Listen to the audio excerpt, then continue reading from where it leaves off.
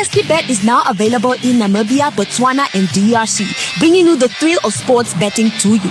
From the biggest football matches to high-speed action with Aviator, My Lucky Six, and casino games, we bring you non-stop excitement at your fingertips. Enjoy cashback and cash out, giving you more control over your bets. Live betting on your favorite sports with real-time action and instant wins. Sign up today and start winning. PST Bet. You play, we pay. Good day and welcome to yet another edition of Game Time with Marco. We are back again and thank you for your views, your comments, as well as your suggestions. Today we have another special guest who will be taking us through his life in football as well as his new position in one of the country's biggest clubs, one of the clubs that where in the yesteryear, the biggest club in the yesteryear, they did win a number of trophies. They did actually come through and, produce some great players who went on to play for the national team. Joining me today on the couch is none other than Mathias Haufiku. Mathias, thank you for honoring the call and welcome. Thank you for the invitation, Marco, and I'm privileged to be here. Yeah. How is the new job at Blue Waters? Well, we dived right into it. Yeah. Since our election, there's a lot of work to be done. A lot of work has been done by our predecessors, so it's for us to build on that foundation that has been established. But the ball is rolling, certainly. Has it been a shock? Was it a shock for you to be in that position? And whatever you found there, did it shock you, or it's something that comes natural to you?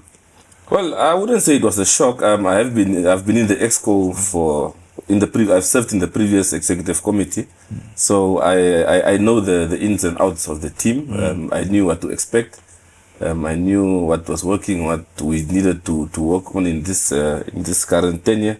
So I wouldn't say it was a shock. Of course, you always learn new ways and new tricks along the way. Of course, the game of football is very dynamic. So what happened, what was relevant yesterday wouldn't be relevant today. So you need to keep on changing and evolving to just also stay afloat and remain relevant with the evolving football needs. Before we dive deep into it, let's just talk about you yourself. Take us through your life, from where you are from, where you were born, where you grew up, and how you got into football.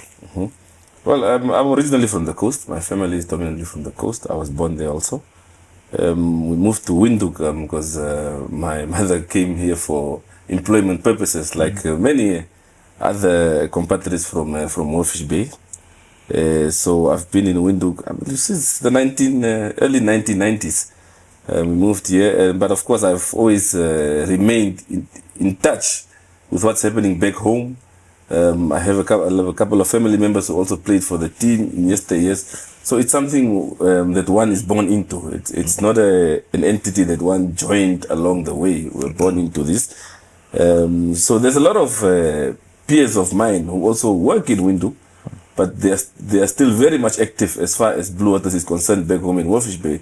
The interest is still very heightened, and everyone tries to sort of play their role as far as supporting the team in their own little way, based on their experience, whether it's professionally or what they do on a day-to-day basis. And that is the fortunate part to have an institution like Blue Waters. You have a diverse community of individuals with diverse skill sets, and they plow that back into the team. So hopefully, with the support of everyone, we can bring back the team to the stage where it was in yesteryears. And of course, as far as football is concerned, I've never really been in the mainstream of football as far as playing is concerned. I think I was more into academics. My entrance into football, especially in Blue Waters, is more from an administrative point of view. I'm from a media background. But of course, we do know that managing a football entity is not just about having played football. There's a lot of activities that takes place in the background. I've always heard this, and it's always, I found it so laughable always, where people say that only former football players can manage football teams. But you need a different skill set also to manage the team. It's not just about on the field. And I've learned over the years that 10% of what you see on the field, there's only 10% of the entire operation of the football club what you see on the field. There's a whole machinery that needs to run here in the background. So who will do that? and unfortunately, you'll see that also many of our footballers, and it's unfortunate that they don't have strong educational backgrounds. We can't blame them because, of course, they chose football. But also, you then need to supplement that. How do you supplement that? So, when you elect a composition of individuals to run or to manage a football team, you need diverse skill sets to manage the organization. Of course, from a player point of view also, you need them on the structures to tell you no. But from a football perspective, administration-wise, let's tackle it in this manner. So you need a blend of skills as far as operating a machinery such as a football team is concerned. So in terms of school, where did you go to school and how was school then? Did you play school football or you were part of also the administration from an early age? Yeah, school football I played. I schooled in Morefish Bay. I came to Windhoek also at Agustinium. School football I definitely played, and I moved on to university at the then Polytechnic of Namibia. So the interest has always been there as football is concerned, but I've always known that football will not be able to put bread on the table as far as Namibia is concerned. Yeah. Our football industry is just not that developed for you to take it as a full-time career. That's why you see many of our footballers, they juggle between football and jobs. It's a situation we don't want, but that's the reality on the ground. Being a reality on the ground, now that you are managing one of the biggest clubs in the country, how would you say, as Blue Waters, you are trying to not really get rid of it, but you're trying to minimize? Yeah. Whereby players, they are working a 9 to 5 and then they come and play football. Sometimes they can't travel on a Wednesday. If the team has to travel on a Wednesday, they have to come maybe on a Friday afternoon and they are playing on Saturday. Yeah. Well, those are all bottlenecks that we all face. We have situations whereby the team would travel on a Thursday, but certain players can only travel Friday after work. So you need to have extra resources as far as renting a car is concerned to wait for those players so they can then travel the following day.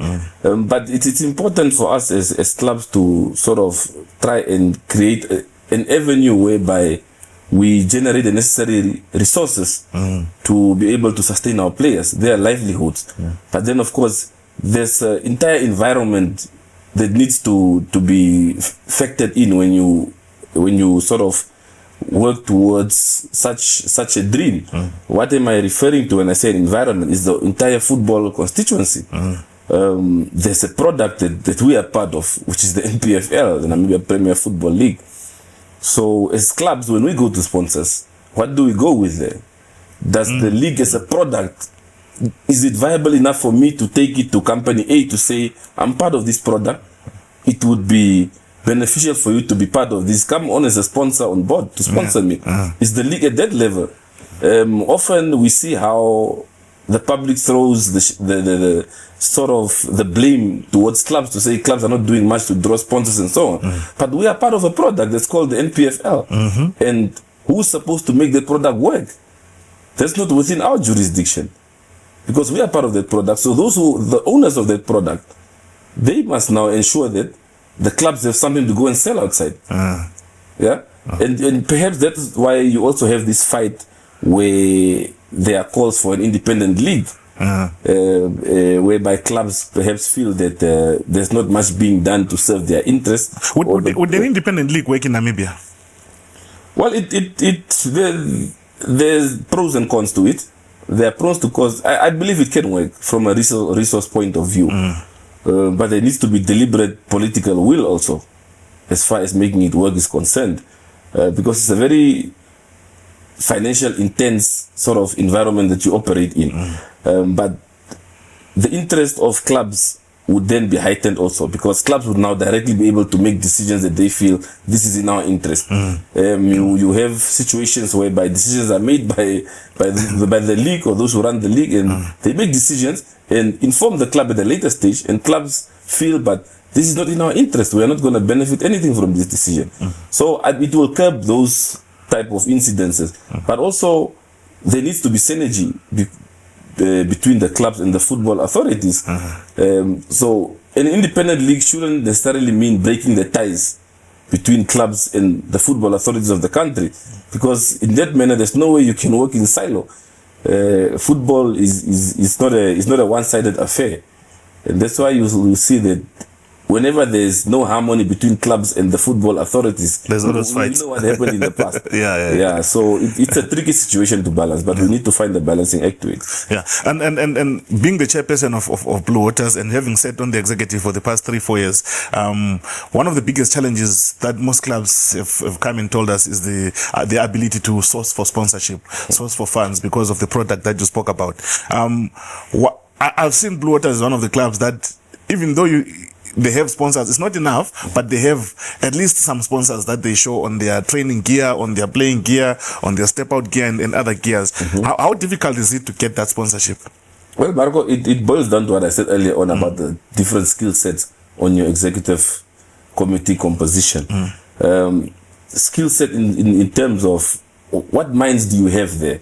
Because the sponsors it takes a lot for them to part with their resources, whether it's just money or not. So do you have someone on your executive committee who's commercially strong, someone who can craft a sponsorship plan to go and present to a potential sponsor? Yeah. Do you have sponsors who ask you, if I sponsor you 1 million for this season, how would my funds be handled? Do you have someone with financial background on your executive committee?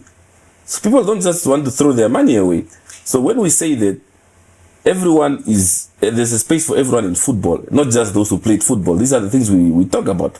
The reason why we struggle to get this sponsorship many a times also, I believe, is because our skill set to go out and convince sponsors to come on board is lacking. But do you believe there is sponsorship in this country? There is sponsorship in this country, Marco. Okay. There is sponsorship in this country. And you'll see that even in the past, several teams were sponsored by the FNBs of today. What happened to those type of sponsorships? I remember there was a season where there were about 5 teams, that benefited from FNB. Yes.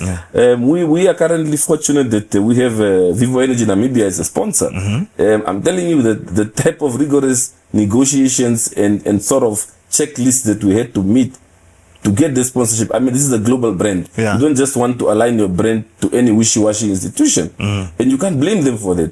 So if you don't have your internal, whether it's governance processes in check, how would you expect someone to come on board? Talking about governance, Blue Waters is one of the teams that have a fully functional office. I would like to believe, there's somebody who sits at the office, there are people who work at the office, the secretaries and this and that and this. Some of the clubs, they've been run, they say they are briefcase clubs, they run from the boot of their cars. How detrimental is that, to have a club being run at the boot of the car vis-a-vis a club being run from the office? How detrimental is that in the effectiveness of running that with the clubs? Ideally, we'd all want to move away from a situation like that, but we can't also be oblivious to the realities on the ground. Several clubs, and unfortunately so, are already struggling to pay players. So you expect them not to still have to rent an office, to pay administrators? Where would that money come from? Unfortunately, that is a reality on the ground because of the type of football product that we have in the country. But ideally, we need to move away from that because as a football club, we are employers. So if you don't have a structure that works, that's in place, how would you even cater for the well-being of your players? So that wouldn't be possible. So ideally, and you'll see that from an administrative point of view, clubs are so stressed as far as human resources are concerned that you have one person doing almost everything, attending the NFA meetings, the coach. So all those responsibilities are on the shoulders of just a few people. And that's not an ideal situation for our football. And I'm sure that as clubs also, we do talk on our forums as to what's the way forward, how can we change the situation. These are also conversations that we have with the football authorities to say, what is the way forward? The situation cannot remain as it is. Ideally, you would want football and football clubs to be employers of note. Not just a hobby or sort of entertainment sort of entities whereby players just come in for the sake of kill time. I'm just here because I know I have this talent, so I'm going to play. But my 8 to 5 is more important. You keep referring to the football authorities. I presume you mean the Namibia Football Association. How supportive are they to the football cause in Namibia? Well, of course, we are not directly, we are linked to the NFA through the NPFL. And NPFL is a member association of the NFA. But I do believe that our requests normally that we send through the NPFL. We normally send it through that office. We do get the responses, although not always the desired responses.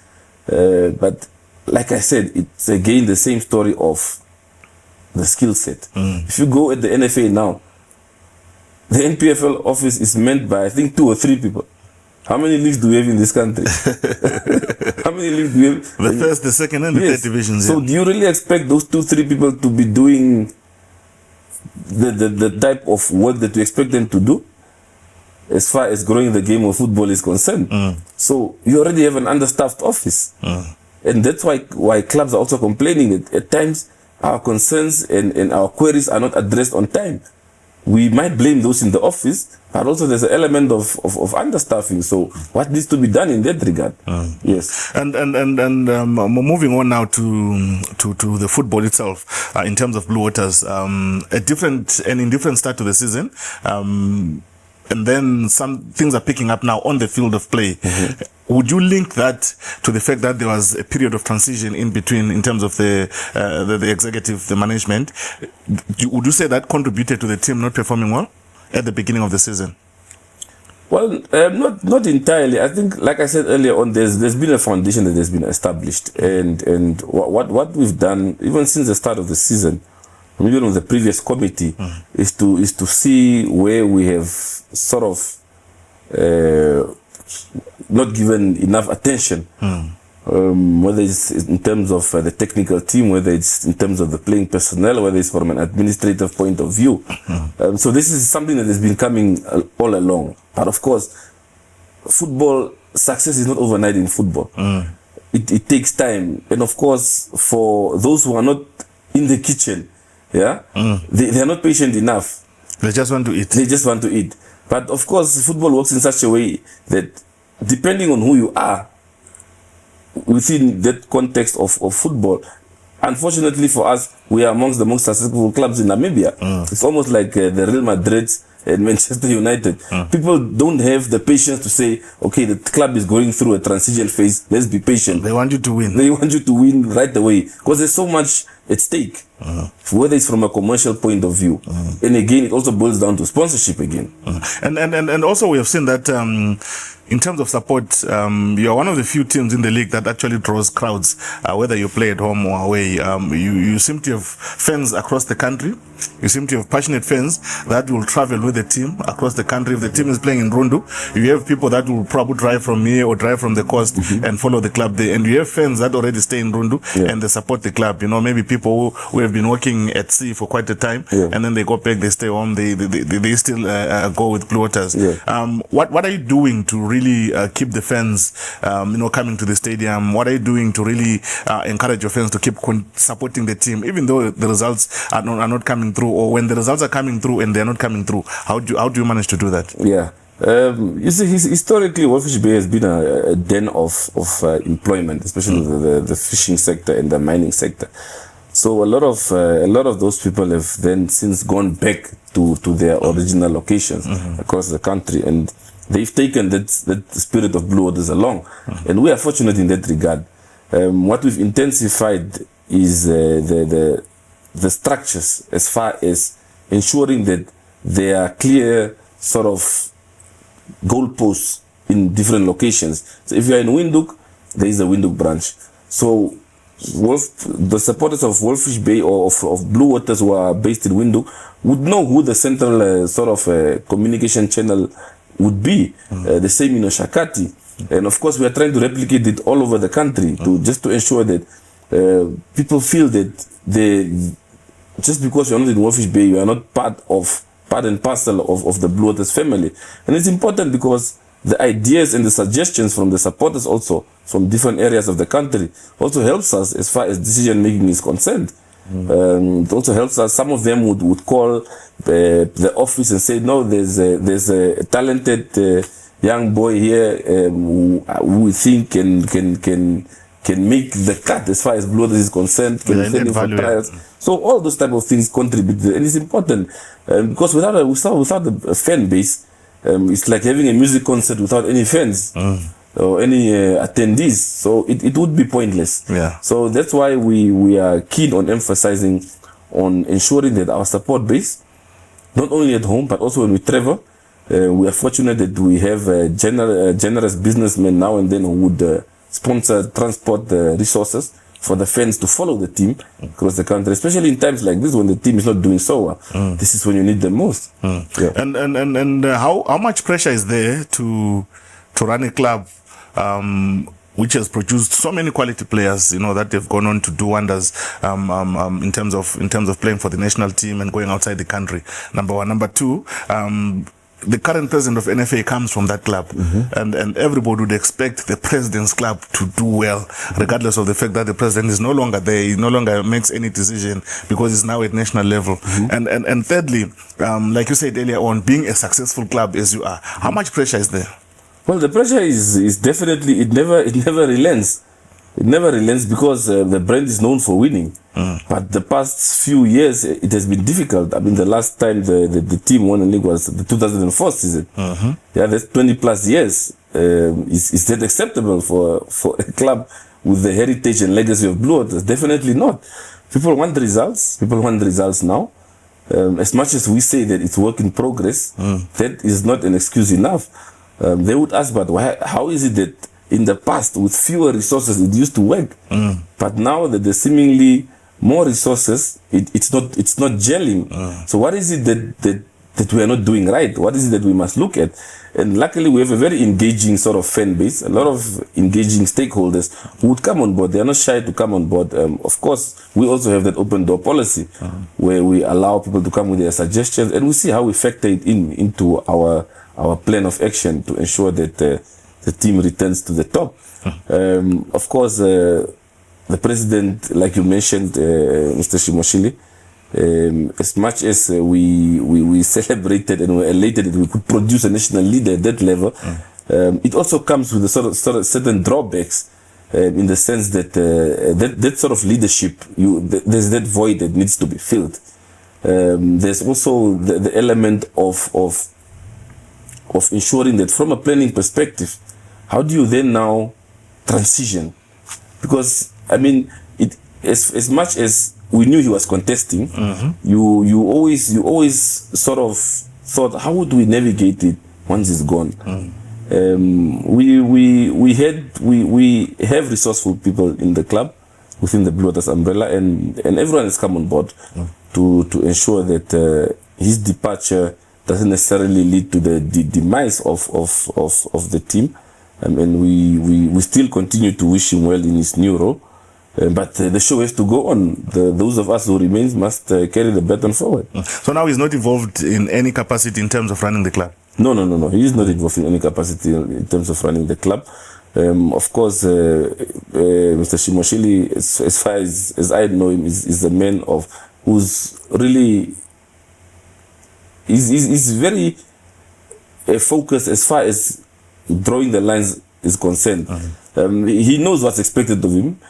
When he decided to run for the NFA presidency, he knew that he's going to lose this constituency as far as control is concerned. But I believe it's also a sort of stamp of endorsement on those who remain behind to say, even if I go to the NFA, the club is still in good hands.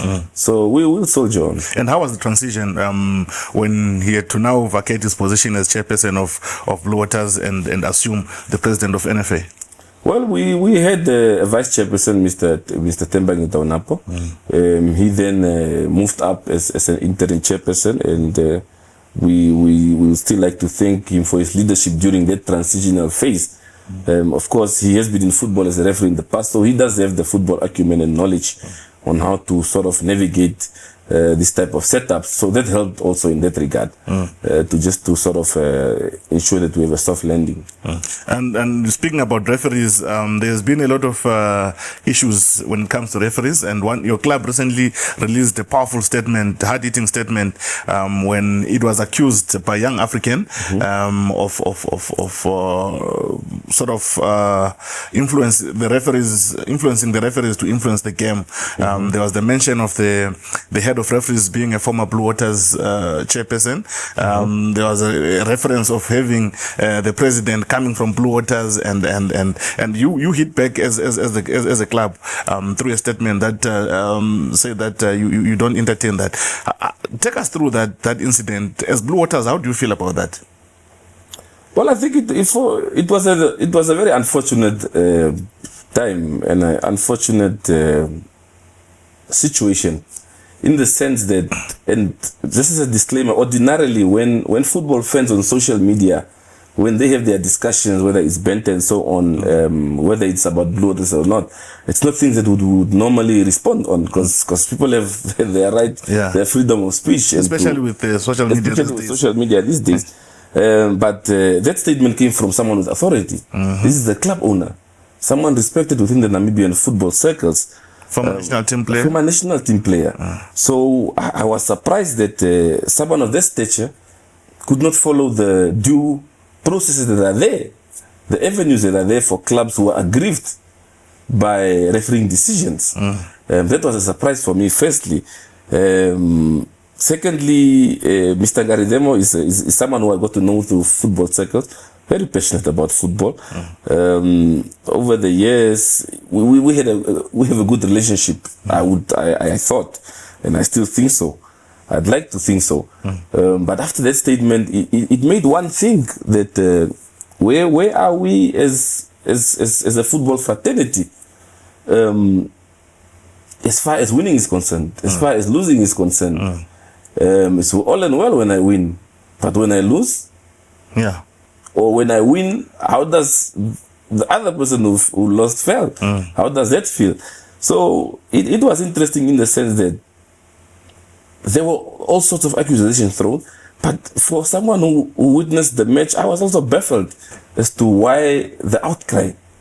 It was a convincing victory, 3-1 for that matter. I didn't hear him dispute to say one of our goals were offside, or there was an infringement leading to the goal, or he had a player sent off unfairly, or he had a goal disallowed.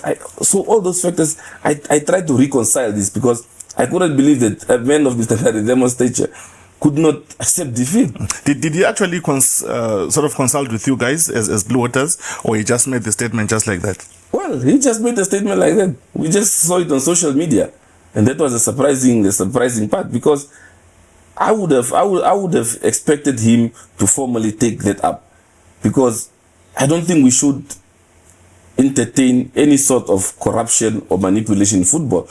But we cannot solve these things on social media. And that's why we ask, had he won the game, would he have made the statement? Or is it an entitlement of saying, because Blue Waters have not been doing well, there's no way that they can beat us, we are so high up on the log. So it sort of baffles me. And the fact that he addresses it on social media sort of takes away the accountability element of it, because we want these things to be addressed promptly. You are going towards the closing stages of the league, so how do you tackle all those things? We can't tackle those things on social media. But as Blue Waters, talking about referees, what is your view on referees? Do you think referees have been fair to you this whole season? Or you think also, there are a few cases where we felt they would have given us a favorable decision, or a 50-50 decision could have gone our way and would have gone to win that match? Marco, the referees are human beings.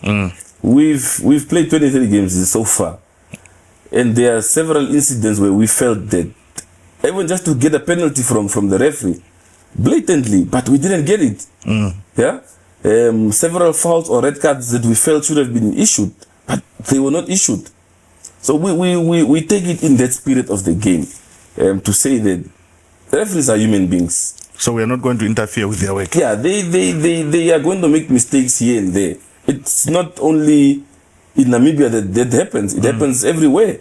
But then, of course, where do we draw the line? We want high refereeing standards, because there's so much at stake. When these mistakes, there's a lot of things at stake when referees make mistakes of this nature. And of course, there are those, and I sort of also align with the sentiment to say, when people say referees in Namibia rob teams, I have a different thinking to that.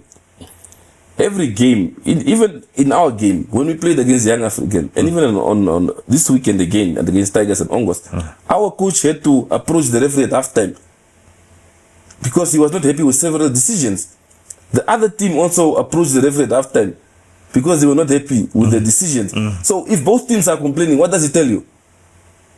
Who's the ref favoring? Is it perhaps a case of just pure incompetency instead of robbing? Because someone must be happy. If the ref is helping me, why would I approach him and blast him? So now, I'm not asking you this question as a Blue Waters chairman, but just as a football fan. We have all these clubs that have been complaining. It's not only Young African, it's not only Ongos, it's not only Blue Waters, whatever. At the beginning of the season, we saw it. Julino, they would post videos complaining about the referees. I think I saw another video, Chula complaining this should have been a red card. We saw Tigers as well complaining we should have gotten a penalty there, and we saw Bucks Buccaneers as well. They had issues about the referees. So it's a lot of clubs that have been complaining about referees. What is it with our Namibian referees that needs to be done for us to actually come through and sort of have acceptable refereeing standards? Because right now it looks like they're unacceptable to most people. Yeah. I think generally we need to look at the root cause of this thing. And it boils down to competency again. I must say we have a couple of good referees in Namibia. We have a couple of good, we cannot take away from that. That's why you'll see there's always Namibian referees being called up, whether it's to go and officiate the CAF or FIFA sort of competitions. Yes. But then again, our refereeing standards need to improve. I'd like to see from the authorities, from the refereeing authorities, what are the standards that they use? What are the metrics that they use to measure the performance of referees in this country? Because we spoke about sponsorship earlier on. Yeah, you have a decision not going in your way and you lose that match. It can lead to you ending up in an unfavorable position in the league and losing the sponsorship. So you see the sort of impact of those decisions. It just doesn't end on the field. People think it's because of the 3 points that you lost that you are fighting, but there's something in the background again that you are thinking of. So I would like to the FA to take the nation into confidence as far as the refereeing authorities are concerned, to say what are the metrics that they use and what punitive measures are there for some of these referees who are found not to be meeting the necessary competency levels. Otherwise, this conversation will continue as it is, and we'll continue to blame fingers. And I'm glad that you mentioned earlier on that several clubs, including us, have complained in the past about the refereeing decisions. So this is not about the Blue Waters thing. There's a much bigger elephant that we need to chew as far as the refereeing in Namibia is concerned. As clubs, have you discussed that in your platforms to say, guys, there's a problem with the referees, this is how we can help them? Well, I can't. Ever since I became chairman and joined the chairman's forum, I can't remember a discussion in that line. But I believe it's high time we have the discussion because of all the talks going on. Because it also dents the integrity of the game. It also potential sponsors would come on board and even maybe perhaps sponsor the league would feel like, but why would I want to associate myself with a product of that nature? So it's important that we have the discussion. I believe it's unfortunate that. The sort of it was ignited by a personality who wouldn't want to concede defeat. Sadly, but that is the game of football. You win some, you lose some, but you have to win and lose with integrity. Yes. And with the results now for Blue Waters looking a bit favorable, what are the targets now? We know that the beginning of the season wasn't good. I think you drew your first. I mean, you have the team with the highest draws at the moment. 12 draws. And if you had turned half of those into victories, you could be sitting in position 2, position 3. What are the realistic targets now? Well, we need a respectable finish so we can build on that for next season. Of course, I'm saying that. Because we do have a good team. A big crop of this team is part of the cohort that ended second 2 seasons ago. But I'm saying that fortune has not favored us, especially during the first half of the league. Because most of the draws, Marco, that we had are games where we were so wasteful. In front of goal. Very wasteful in front of goal. It's not draws that we celebrated, even against those who are on top of us.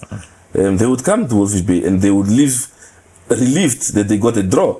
That's how wasteful we were. And I always knew that we were going to turn the tide if fortune sort of also just turns its tide. And it's starting to show now. The guys have not given up because we tried to analyze the stats and give them the positives from that stats to say, guys, look, we were in the relegation zone, but we were in the top 3 of least conceding teams. How do you find a team in the relegation zone, but it's topping as far as the least goals conceded is concerned? So we had a scoring problem. And that's why you see that we didn't have a losing problem. It was a scoring problem. If we don't win, we would draw mostly. And luckily now, we're starting to convert our chances, and it's starting to show. Most of the teams who are also crying foul, even during the first leg when things were not going well, we drew against Young African in Marintal during the first leg. Mongos beat us through a last-minute own goal that we scored 1-0 in Windhoek during our worst time in the league this season. So I don't know why it's surprising now for them that we beat them. When they beat us, despite the circumstances that we felt we had the games, but we let it slip, we accepted the defeat and the draw at the time. So that's football. That's how football works. We won't grow football through sour grapes and by crying foul all the time. It's all about going back to the training ground and ensuring that if you felt today I was supposed to win but I didn't, what is it that I didn't do right this time around? You spoke about the statistics, that you would analyze the statistics and use them to actually encourage the team to say, look, we don't have a losing problem, we just have a scoring problem because we are not losing matches, we're just drawing them and we are wasting a lot of chances. What influenced the decision to change the technical team midway through the season? Well, the results were not coming, and we needed to intervene as an executive committee. Of course, the technical team that was there at the time, they laid the foundation, they did their best at the time. But we just felt we needed a change of faces. And sometimes the change of face also does miracles. We felt we needed a change of face. And so just for the players, also just to be under a new technical regime. Just try new training methods, new playing methods, new administrative methods also. So it's starting to bear fruits. It's, of course, we're not out of the woods yet. We still want to finish as high as possible as far as the league table is concerned. We don't want to pinpoint specifically, but of course, within the top 8, a respectable position within the top 8.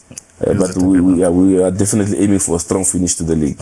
And you surprised all of us, all Sandri, and you appointed the first woman coach to coach a men's team in the Namibia Premier League. And I was trying to research which other country has a woman being an assistant coach or coach at the top flight. In Southern Africa, I didn't find any.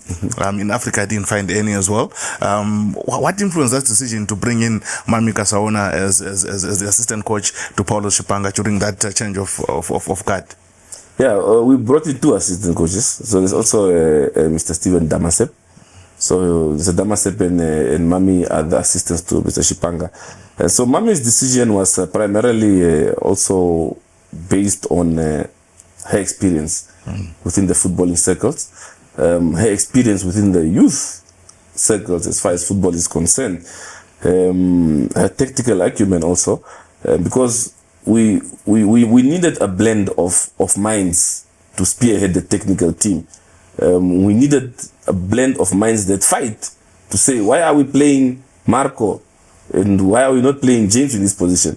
So we needed robust debate amongst those 3, and that's what we got. Mami is a tough nut to crack, and one thing, her openness about discipline and her engagement, she's very fond as far as building relationships with players are concerned. That's one thing I picked up about her. She's keen on getting into the minds of players. By that I mean whether it's their situation at home, whether it's their psychological situation, is there anything bothering them that would then sort of hamper them from giving 100% on the field. So that element of wellness of players and individuals ranks highly on her agenda. So I think it sort of helped us also, and it helped the players to note that we are not just grinding them for results, but we are also providing support to them. We are there for them. They can come and approach the coaches to say, Coach, today I don't feel I'm 100 for training or to play. and they would sit down with them. They would have one-on-one sessions with them and ask them, where is it that the club can help you or can meet you halfway? So the human element also from that. Players are humans after all. We expect 100% performances from them every weekend. But what about their well-being as far as off the field conditions are concerned? So Mami, in that regard, I believe she strengthened the department of ours, also from a tactical point of view. So it's a decision that will work well. Many wondered how it will work, because she's based in Windhoek. Yeah. So there was a lot of doubt as to how would this arrangement work. That's also part of the reasons why we have two assistant coaches. So Coach Shipanga cannot be alone, is with Coach Damasep there. But of course, we know the majority of matches are played in Windhoek. So we've had this situation where we play opponents, but we don't know how they play. So that's part of Mami's job description. She would be watching matches in Windhoek and relay the information back to her colleagues to say, this weekend we are playing team AB. Can we set up our team in this manner this weekend? Yeah. So those are all the considerations that we took to sort of bring her on board.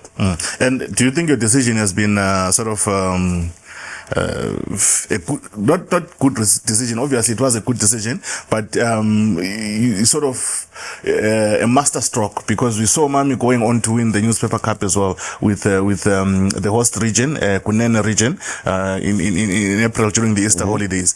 Would you say that was a master stroke for you to say she goes on to win that tournament, and she comes with that winning spirit and enforces it in the team? Yeah, most definitely, Marco. You need all, when it comes to winning, you need all omens on your side.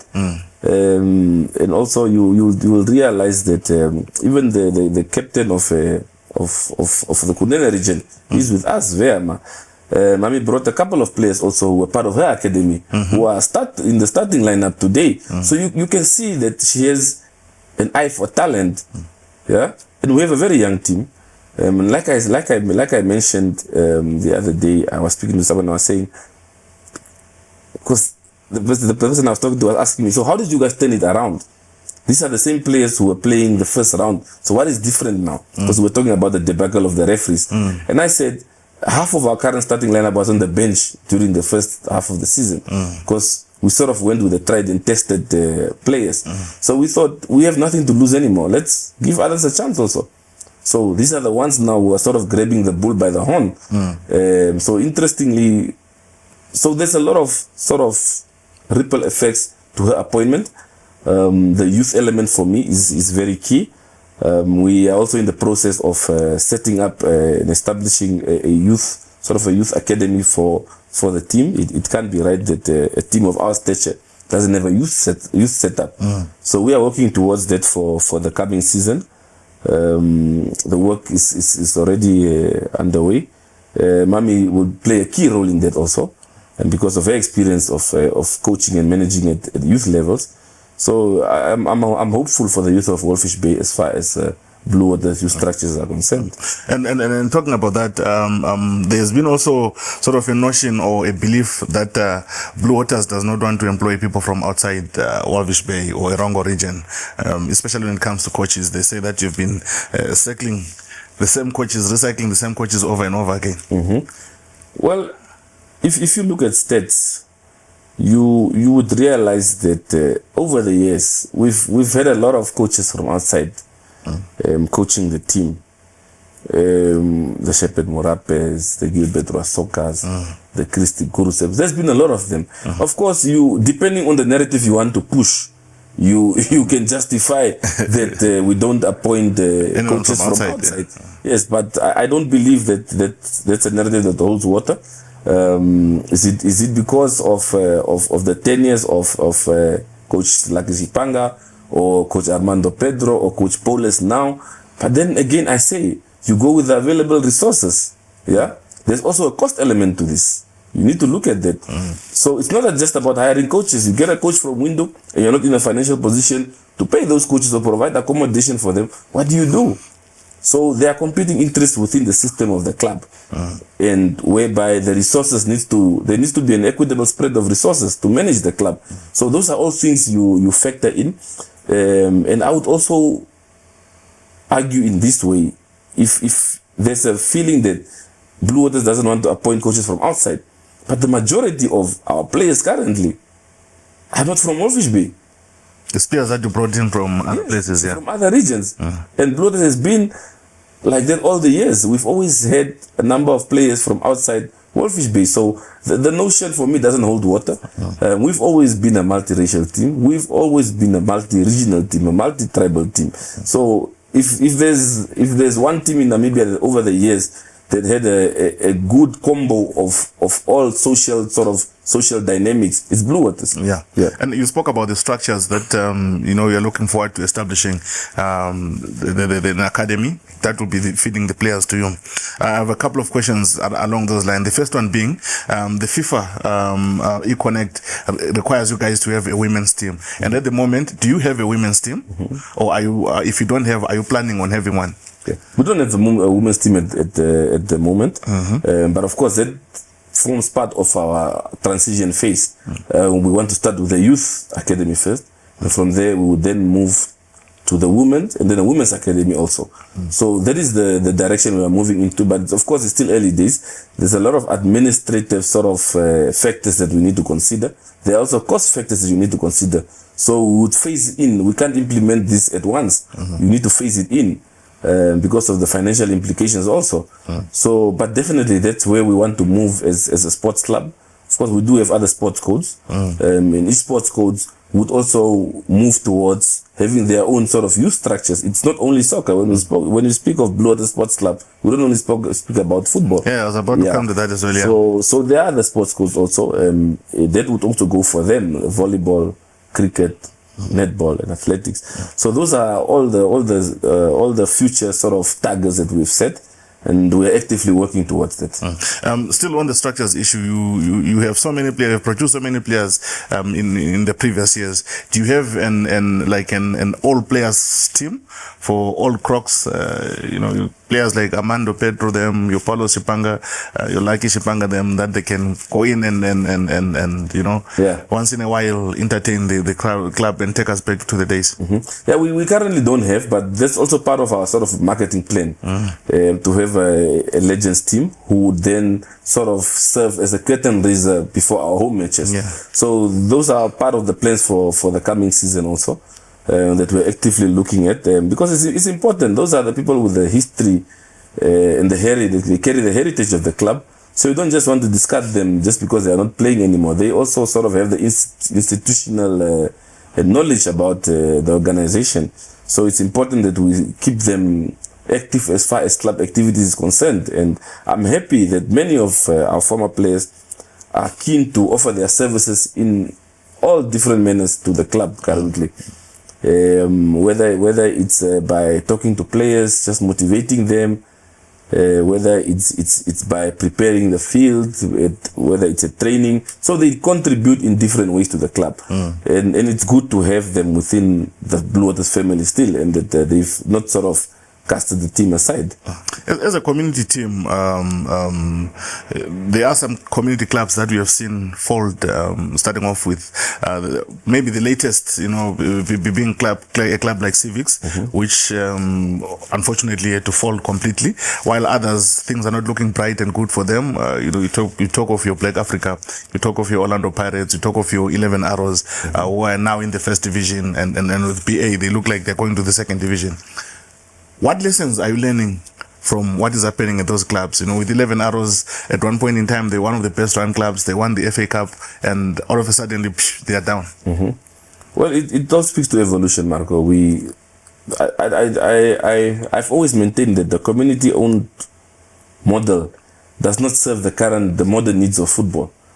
What am I referring to? It's issues such as governance. It's issues such as clear ownership. If we don't evolve, you will remain behind. You'll see how the new clubs who form part of the league, how they are managed. Yeah, the operating models, they meet the current needs of the current football world. And there's also a sort of an onslaught on traditional teams because of refusal to sort of evolve. You need to evolve your operations because players playing for passion or for the brand, that is out.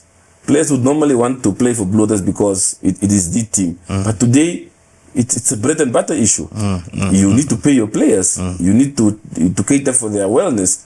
Where would that come from if you are running outdated models?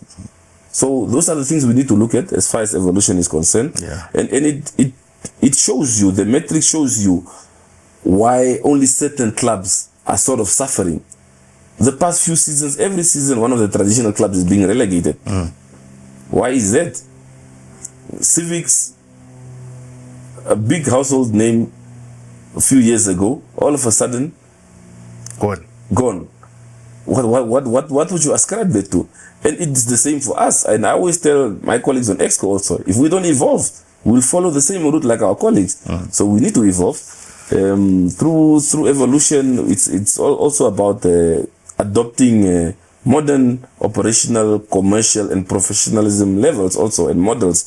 Where we are currently looking at setting up a business task force of members of Blue Waters, professionals in their own rights, to sort of form a working group who would research on what is the most sustainable model that we should follow as a club to ensure that the next 50 to 100 years will still remain relevant.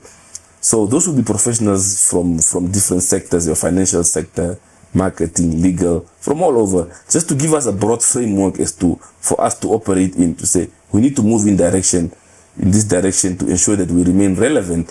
I believe it's a move that will help us also to stay in tune with the current trends.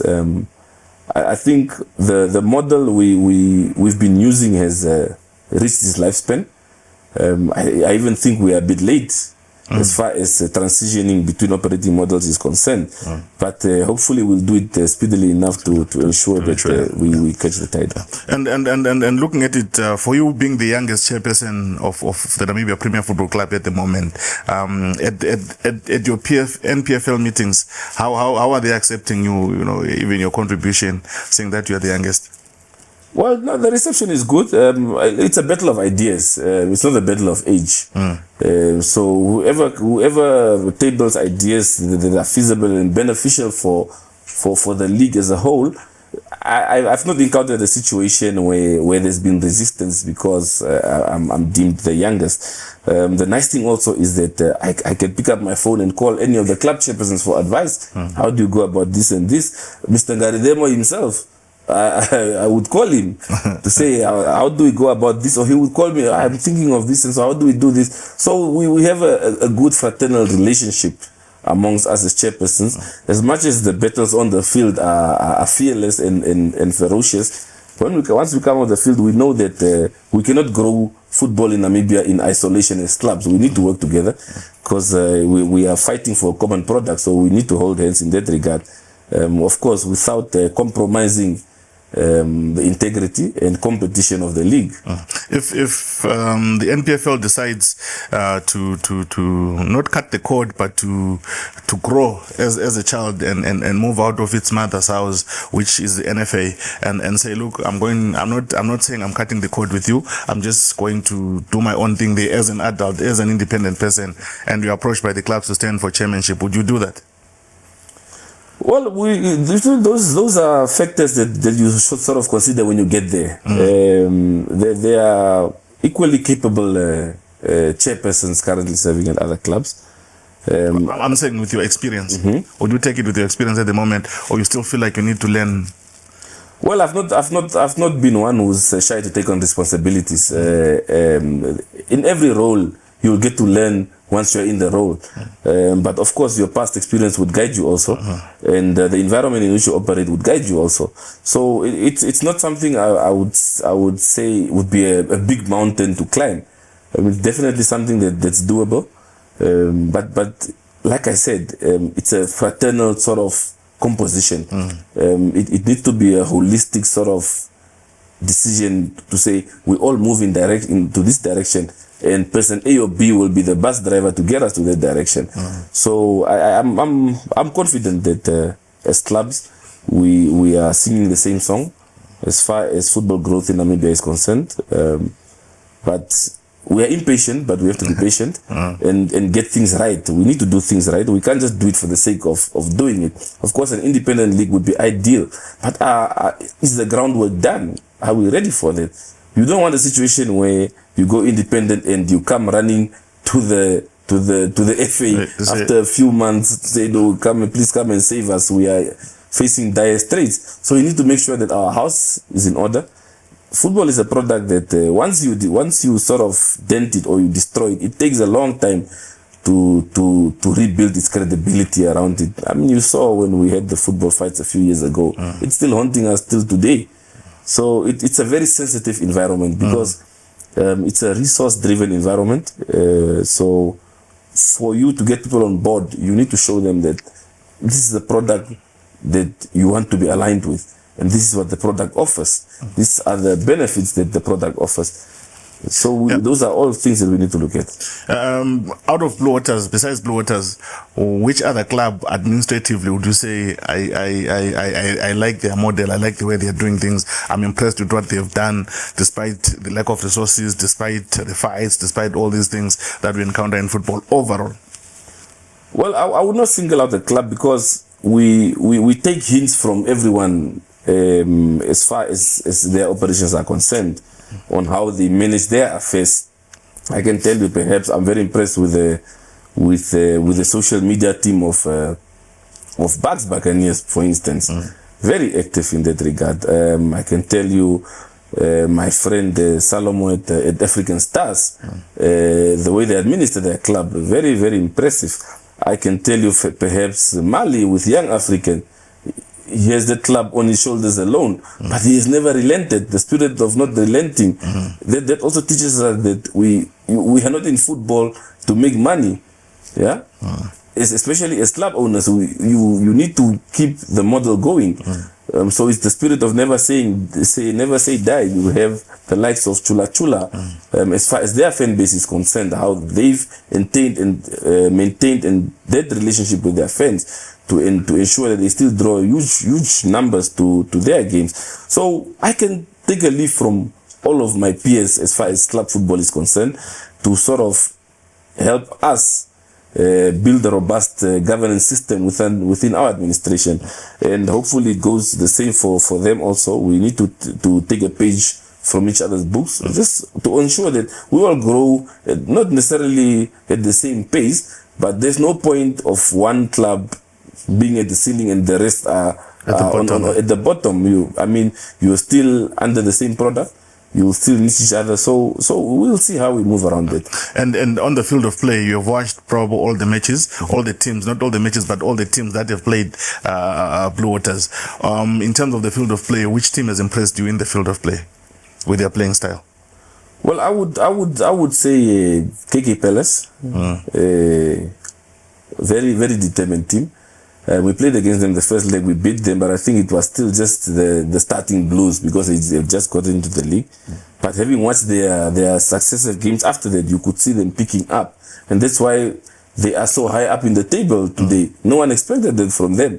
But I think they came in with a plan, and it's sort of bearing fruit. So also, I would think African Stars, of course, they've shown over the years that when it comes to league football, they sort of crack the code onto how to go about this. So as clubs, we also have something to learn in that regard.